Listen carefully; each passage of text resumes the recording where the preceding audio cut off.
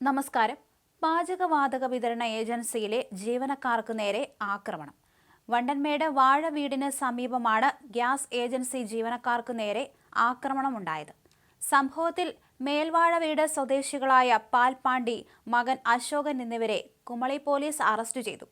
കരിഞ്ചന്തയിൽ പാചകവാതകം വിതരണം ചെയ്യുന്ന സംഘമാണ് അക്രമം നടത്തിയതെന്ന് പോലീസ് പറഞ്ഞു. ബുധനാഴ്ച വൈകിട്ടാണ് സംഭവം.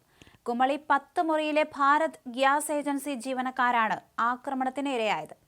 മേൽവാഴ വീട് ഭാഗത്ത് സിലിണ്ടർ വിതരണത്തിനെത്തിയ ജിസ്മോൻ, പ്രതീക്ഷ എന്നിവർക്കാണ് മർദ്ദനമേറ്റത്.